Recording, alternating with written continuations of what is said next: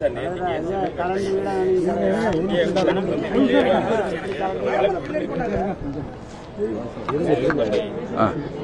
கூட்டணிக்கு வந்து விஜய் வரணும்னு சொல்லி அழைப்பு விடுத்திருக்கிறது. சூழ்நிலையில திமுக எந்த வகையில் சாதிப்பாங்க? இல்லை, அதாவது ஒரு அரசியல் கட்சியுடைய தலைவர் ஒரு கருத்தை வெளியிடுகிறார் என்றால் அது எல்லா ஒரு உள்நோக்கமும் அதில் வரக்கூடாது. ஒரு இந்த நேரத்தில் நான் வந்து சத்யா நகரை பேசுகிறேன்னு சொன்னால் இன்னொரு இடத்துல வந்து சத்யா நகரை மட்டும் பேசிட்டு போயிட்டீங்களே அப்படின்னு சொல்லக்கூடாது இல்லையா?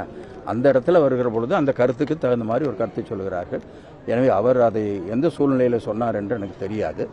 அது வேறு விஷயம். அரசியலில் அதெல்லாம் கருத்துக்களை சொல்லுவது போவது என்பதெல்லாம் பெரிய விஷயம் அல்ல. எதிர்கட்சி வேட்பாளர்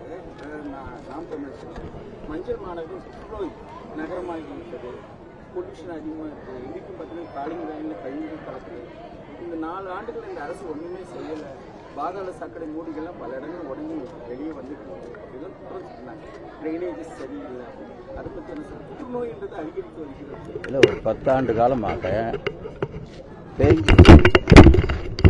அந்த பிரச்சனைகளை தீர்ப்பதற்கு பல்வேறு திட்டங்களை நாங்கள் வகுத்திருக்கிறோம்.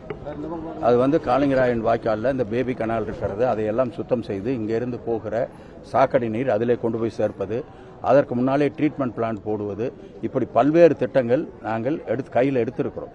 இதெல்லாம் நம்ம நினைச்ச உடனே அடுத்த நிமிஷம் பண்ண முடியாது. ஒரு தனியார் ஒரு வீடு கட்டணும்னு நினைச்சா கூட அவர் அதுக்கு ப்ரிப்பேர் ஆகி அந்த வீட்டை துவக்கிறதுக்கே 1 வருஷம் ஆகுது.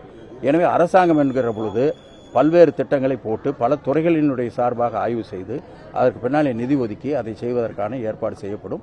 கண்டிப்பாக அதற்கு ஒரு முற்றுப்புள்ளி வைக்கப்படும். இது வந்து திமுக அரசாங்கம் வந்த பின்னால் உருவானது அல்ல.